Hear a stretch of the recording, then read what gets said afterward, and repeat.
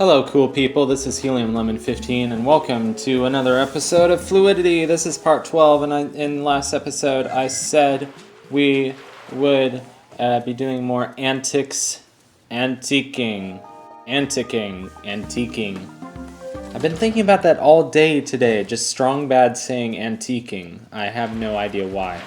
Yeah, but anyway, we're antiquing in level 3, the Aztec / desert / jungle / this level can't really make up what the heck it is. Get to make the hippo happy again. Make the hippo happy, hippo happy, hippo happy. That in the side there is obviously a thing, but I don't think I paid any attention to it at the moment.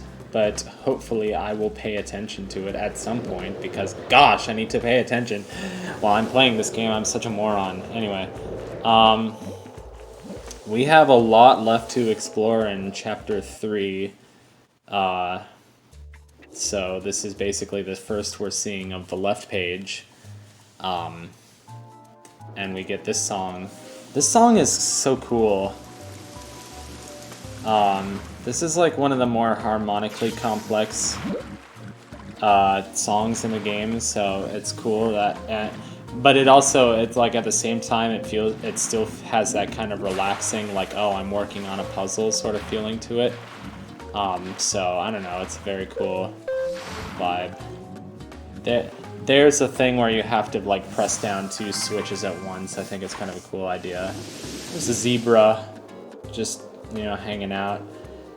Here we need to blow our bad wind into the hillside. I don't know.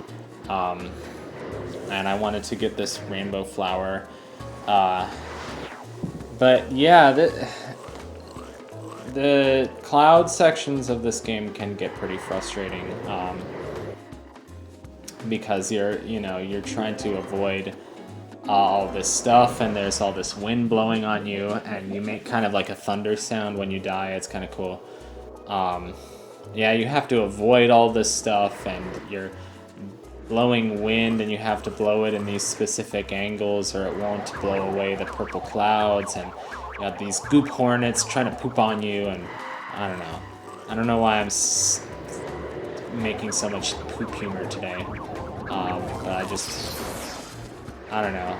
I don't really think poop humor is that funny, but I do watch a lot of Homestar Runner and Nintendo Capri Sun. Homestar Runner, not so much poop humor, but some. And then, of course, Nintendo Capri Sun really got his fame through poop humor and toilet humor. But, I've kind of gotten to know him as more of a three-dimensional person by just watching hours and hours and hours and hours of his content. So, yep, this evening, just sort of for fun, just having a little bit of a nostalgia trip, I was watching his Super Mario Bros. 3 stuff. It's a game that I wish I was good at, but whatever.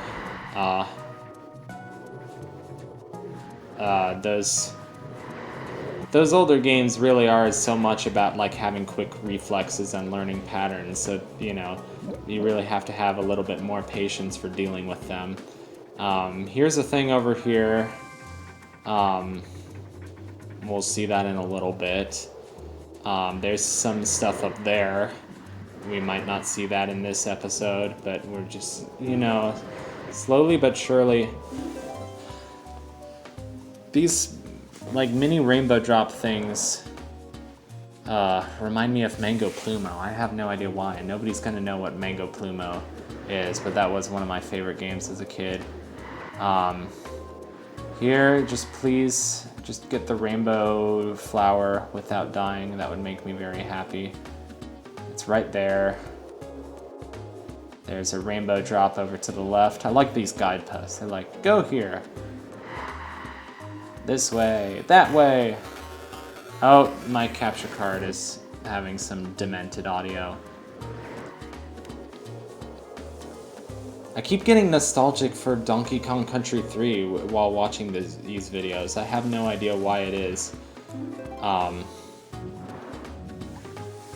Because I should be much more nostalgic for this game because I've been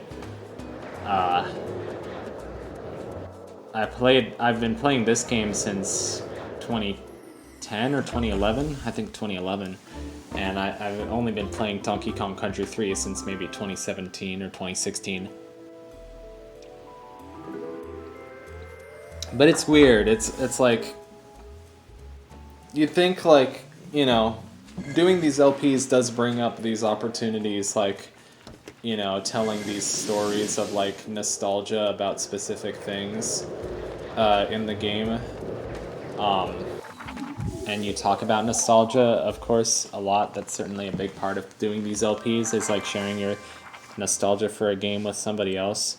But it's like this whole business-like procedure, like commentating and recording and uploading, and it's like this whole rigorous procedure. So I could potentially see why that sort of sucks the nostalgia out of it, because I know I kept saying like, oh, it's funny, you know, Majora's Mask, I don't feel any nostalgia while playing this. I feel like Ocarina of Time is more nostalgic. So I started playing Ocarina of Time again, and I was like, well, sure enough, I feel like I'm nostalgic for both of them, maybe about equally, but they're just kind of two halves of one whole in my mind. So I don't know. That's a whole thing. I could talk about Ocarina of Time for a few hours, probably, and you guys wouldn't want to hear it, or maybe you would. I don't know. But yeah, it was a nostalgia trip watching Nintendo Capri Sun doing Super Mario Bros. 3, and that's a great LP because that's kind of a perfect balance of a vlog and you know, and he's like half asleep while he's playing. He's like, dude, I've stayed up for 16 hours and I'm so tired, and you know, I've been awake since 4 p.m. and now it's like 7 a.m. or yeah. So mathematically, that is 15 hours, but still, yeah. So yeah, this is a puzzle. These buttons, you kind of have to wait a bit for them to activate again. It is a little bit annoying. And we could try... Oh! Almost lost some of my water to the lava there. I was watching somebody else play Jonochrome, one of my other favorite LPers on YouTube, play Yonoid 2, what's it called? Yonoid 2 Enter the Void, or something like that. And it had this kind of Aztec temple kind of level, which reminded me of this game, oddly enough. Most people in the comments were saying like, oh, this level reminded me of Rayman 2.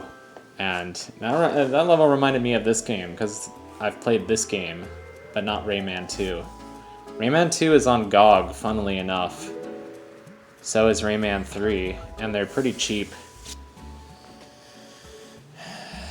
I just installed Jazz Jackrabbit 2 on my computer again, so that's why I was like... And I found this weird website where you can just like download all these DOS games for free. I think most of them were DOS games. You had like Dizzy the Egg games, which are actually pretty good games. You had these games with names like Ugh and Arg. I think they were both about cavemen, but they were such stupid names. I don't know, there were just all these random DOS games. I don't remember what the other ones were. So now I'm going to be strictly an LPer of DOS games. No, I'm kidding. It would be fun to play some Amiga games. I think that's how that console is pronounced. The only Amiga game that I really know, though, is Zany Golf. That's not true. I probably know some others. Oh, I love this part. This part is cool. I think the original Monkey Island is a DOS game. Oh, right? It's just the computer that people had in in the 90s. I don't know. I think Oregon Trail is a DOS game, and I've always had a lot of fun playing Oregon Trail on archive.org. So here is like some gears, you know, you gotta get this orange through, or basketball, or orange, or whatever this is. And then this is kind of like a Rube Goldberg machine, and then this is like a guava or some kind of fruit, and the alligator eats it, and that opens the door. And I think that's one of the cutest puzzles in the whole game. It's just like, you know, the alligator eats it. It's like, it makes that exact noise. No, I don't know.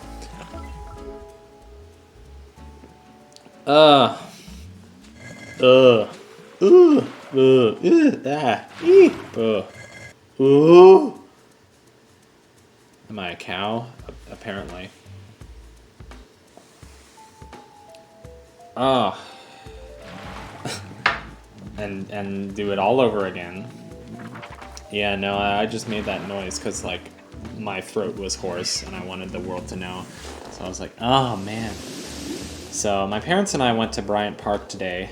Today's a Saturday, by the way. And went to Bryant Park to be a little festive. And it didn't feel that festive. I don't know what it was. I don't know. None of the shops were anything I found particularly interesting, except for maybe hot chocolate and hot cider. I think the hot cider in Bryant Park is an underrated gem. Although, you know, there's this great chocolatier that had a tent called No Chewing Allowed, and they're one of the best chocolatiers I know. And they have a hot chocolate, and there was a pretty long line.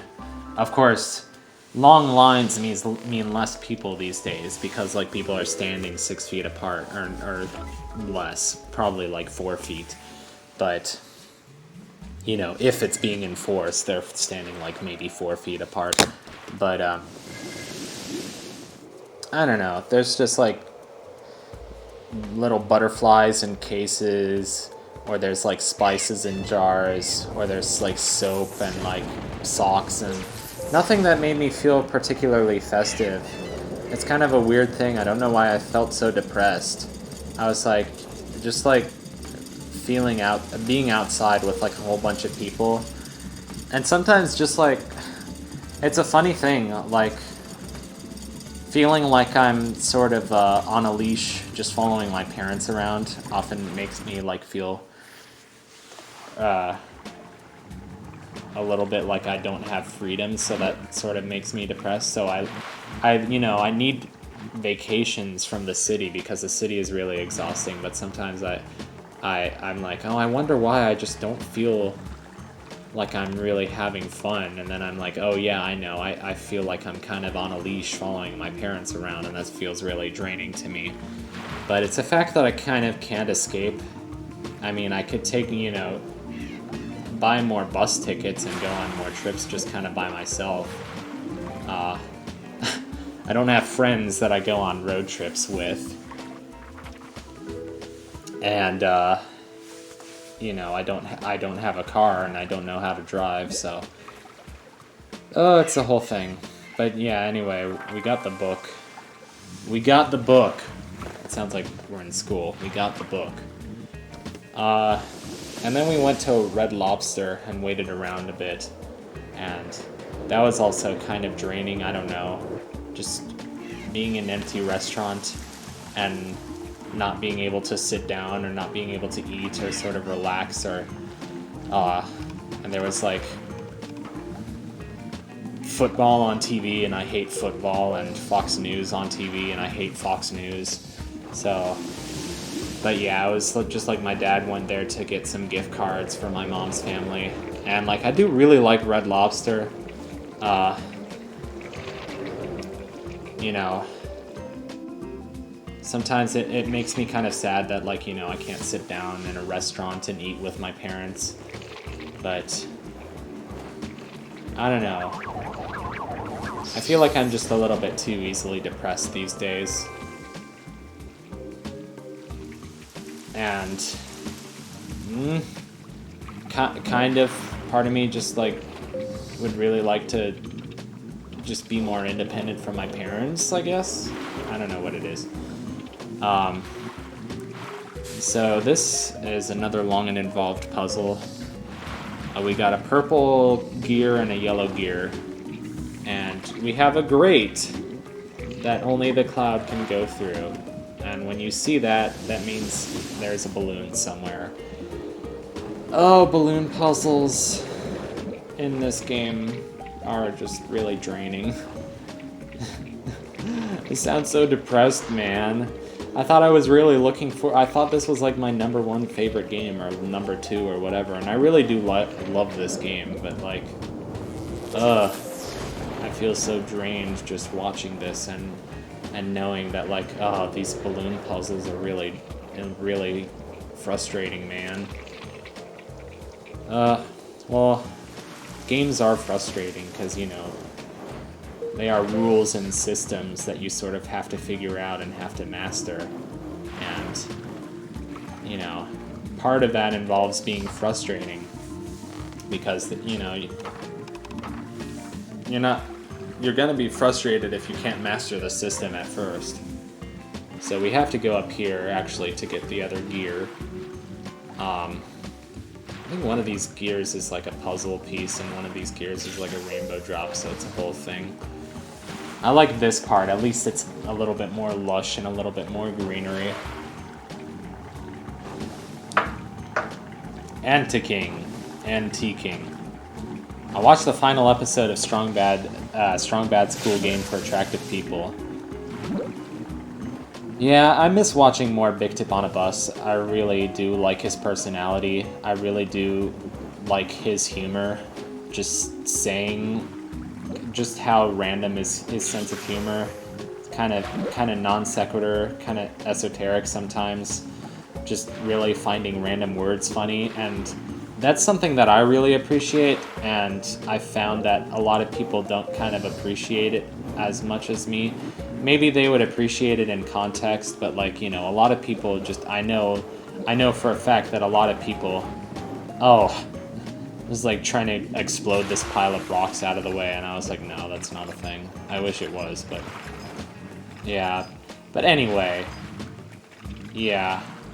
It's fun to watch Big Tip on a Bus play Homestar Runner related games because he really loves that series, and I really love that series, and I like 8-Bit Is Enough, the 5th episode, because it's kind of like about going inside video games and video game characters coming into the real world, and you get to revisit the worlds from these different games from the site, like Peasant's Quest and Stinko Man 20xd6, which are really cool. Which are really cool games if you consider the fact that they're, you know, browser games that have been spun off from a Flash cartoon. They're really solid games. So I think I'm gonna have to end.